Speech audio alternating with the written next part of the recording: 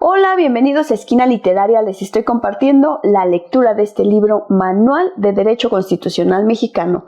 El día de hoy estamos leyendo el Congreso de Anáhuac. Esta es la segunda y última parte y espero que les guste.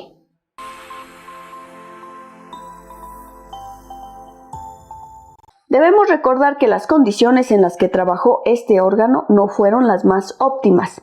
Se trataba de un congreso itinerante que tenía que trasladarse constantemente de un lugar a otro para avanzar en sus propósitos, escapando siempre de las fuerzas realistas que buscaban tomar los prisioneros y disolverlo.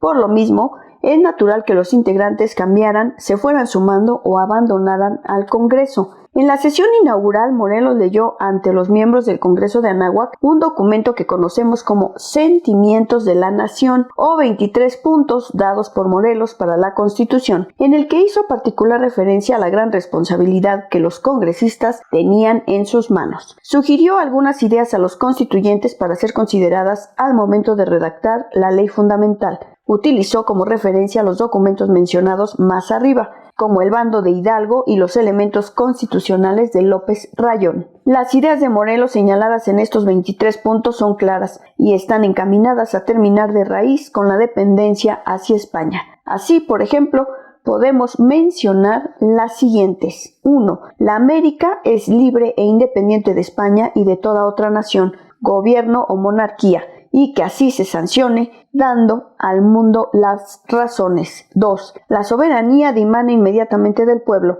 el que solo quiere depositarla en sus representantes, dividiendo los poderes de ella en legislativo, ejecutivo y judiciario. 3. La patria no será del todo libre y nuestra mientras no se reforme el gobierno, abatiendo el tiránico, sustituyendo el liberal y echando fuera de nuestro suelo al enemigo español que tanto se ha declarado con esta nación. 4. Como la buena ley es superior a todo hombre, las que dicte nuestro Congreso deben ser tales que obliguen a constancia y patriotismo, moderen la opulencia y la indigencia y de tal suerte que aumente el jornal del pobre, que mejore sus costumbres, aleje la ignorancia, la rapiña y el hurto.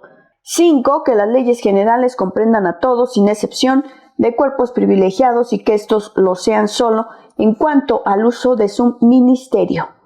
6. Que para dictar una ley se discuta en el Congreso y decida a pluralidad de votos. 7. Proscribe la esclavitud y la tortura. 8. Establece la religión católica como única. El 6 de noviembre de 1813, 2 meses después de haberse instalado, el Congreso presentó el acta solemne de la Declaración de la Independencia de América Septentrional, en la que se manifestaba que queda rota para siempre, jamás y disuelta la dependencia del trono español, que es arbitra para establecer las leyes que le convengan para el mejor arreglo y felicidad interior, para hacer la guerra y paz y establecer alianza con los monarcas. Declara por reo de alta traición a todo el que se oponga directa e indirectamente a su independencia. De esta manera, al plantear por escrito la Declaración de Independencia, fue posible centrarse en su objetivo, la redacción de la Constitución misma que le otorgaría fuerza y estructura al movimiento de emancipación. En octubre de 1814, los constituyentes finalizaron su obra en Apatzingán, Michoacán, luego de haber soportado pesadas caminatas viajando a caballo de pueblo en pueblo, cruzado ríos caudalosos y abruptas montañas, casi sin tiempo para descansar y meditar sosegadamente. Así fue como realizaron la magna tarea de dotar a la nación mexicana de su primera constitución. A esta Constitución de 1814 la denominaron Decreto Constitucional para la Libertad de la América Mexicana, conocida también como Constitución de Apatzingán, por ser ese el sitio donde se sancionó. Se trata de un documento fundamental en la historia constitucional de México, pues no solo contiene la primera manifestación de fe constitucional de la nación mexicana, sino que también tiene el papel fundacional del Estado, y es por ello nuestra Constitución constituyente. El decreto está integrado por 242 artículos. A continuación se presentan algunos puntos que conviene resaltar. La primera parte, denominada Principios o Elementos Constitucionales, señalaba: 1. La religión católica era calificada como la única que se profesaba en el Estado. 2. Definía la soberanía como la facultad de dictar leyes y establecer la forma de gobierno que más conviniera a la sociedad. 3. La soberanía era, por su naturaleza, imprescriptible, enajenable e indivisible. 4. Las atribuciones de la soberanía eran la facultad de dictar leyes, hacerlas ejecutar y aplicarlas. 5. Ninguna acción, señalaba expresamente, tenía el derecho para impedir a otra el uso libre de su soberanía. El título de conquista no podía legitimar los actos de la fuerza. El pueblo que lo intentara debía ser obligado por las armas a respetar el derecho convencional de las naciones. 6. La ley debía ser general y debía ser la expresión de la voluntad general. 7. Las garantías individuales que el Constituyente de 1814 contemplaba y regulaba en un solo título eran igualdad, seguridad, propiedad y libertad de los ciudadanos. Es de resaltar el interés y la importancia que puso el Congreso de Anáhuac en que el texto constitucional contemplara las garantías individuales mínimas. En la segunda parte titulada Forma de Gobierno declaraba que 1. Las autoridades se dividían en Supremo Congreso, Supremo Gobierno y Supremo Tribunal. 2. El Supremo Congreso se componía de diputados elegidos, uno por cada provincia e iguales en autoridad. La elección de los diputados era indirecta y seguía el procedimiento que señalaba la Constitución de Cádiz. En cuanto a la intervención de las juntas electorales de parroquia, de partido y de provincia en relación con las facultades que establecía para el Congreso, estas eran realmente importantes, pues le daba atribuciones para intervenir y decidir en todas las áreas de poder. 3. En cuanto al Supremo Gobierno, establecía un ejecutivo integrado por 3 personas que serían iguales en autoridad, alternándose por cuatrimestres en la presidencia. Los mismos miembros del Supremo Congreso eran los que elegían a esas personas, teniendo el Supremo Gobierno el tratamiento de alteza y sus individuos de excelencia. 4. El Supremo Tribunal estaba integrado por 5 individuos, nombrados también por el Supremo Congreso. Contemplaba el órgano llamado Tribunal de Residencia, compuesto por 7 jueces, nombrados también por el Supremo Congreso, cuya función era conocer privativamente de las causas pertenecientes a los miembros del Supremo Congreso, Supremo Tribunal y Supremo Gobierno. 5. Los 3 últimos capítulos se referían a la representación nacional, la observancia de este decreto y la sanción y promulgación del mismo. Por lo que se refiere a su vigencia, encontramos en la doctrina argumentos que la apoyan o que opinan que no tuvo vigencia práctica. Dichos argumentos se presentan a continuación. Primero, los miembros que conformaron el Congreso de Anáhuac no fueron elegidos por el pueblo, fueron nombrados y designados por Morelos. Segundo, no es correcto hablar de una constitución cuando aún formábamos parte de España.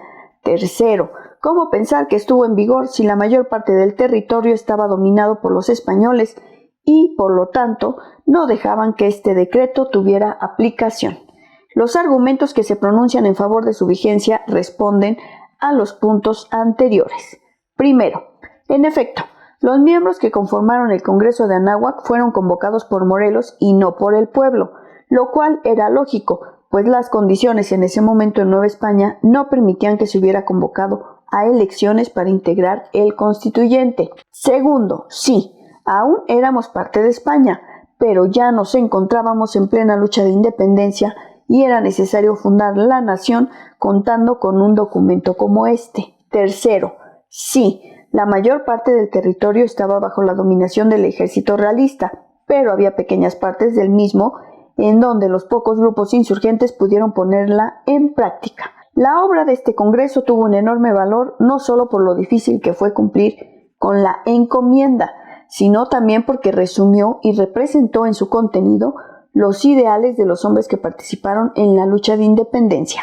Sin duda, es uno de los documentos de mayor trascendencia para nuestra historia. Sin embargo, y como lo señaló Morelos, es un documento inoperable e impracticable. Él juzgaba que era imposible establecer el gobierno proyectado por dicha constitución. Los constituyentes del Congreso de Anáhuac hicieron su trabajo lo mejor que pudieron, reflejaron las ideas de su tiempo y lograron elaborar un documento que nos permitió avanzar en el camino de la independencia. Desafortunadamente su obra no pudo concretarse. Sus disposiciones en efecto eran complicadas, inoportunas y difícilmente podían aplicarse en las circunstancias que enfrentaban los insurgentes. Continuando en la línea del tiempo, observamos que en 1814 la metrópoli se encontraba libre de la dominación francesa y por lo tanto el panorama en Nueva España tomó un rumbo inesperado. El rey Fernando VII, al ser liberado, se topó con la novedad de que debía observar una constitución que lo limitaba en sus facultades. Esta situación, por supuesto, no resultó de su agrado y terminó por desconocer en 1814 la Constitución de Cádiz, regresando así a la monarquía absoluta. Por otra parte, los españoles, libres de la invasión francesa, pudieron volver la mirada hacia las colonias de América que se habían sublevado y estaban en lucha constante para tratar de aplacarlas con toda su fuerza. José María Morelos y Pavón fue asesinado en 1815. Después nos encontramos otro líder en el movimiento insurgente, con las características o el vigor que tuvieron él o Hidalgo.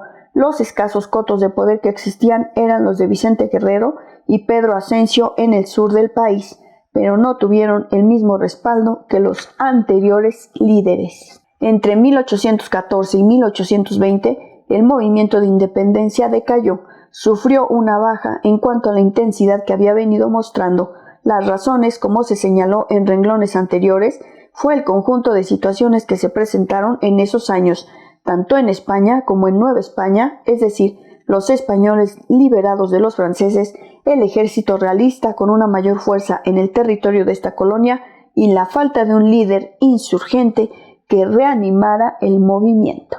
Espero que les esté gustando la lectura de este libro, Manual de Derecho Constitucional Mexicano. El día de hoy terminamos de leer el tema El Congreso de Anáhuac. Si te gustó la lectura, dale like, compártela, déjame tus comentarios. Muchas gracias por escucharme y no te pierdas el siguiente tema, que será el Plan de Iguala y los Tratados de Córdoba.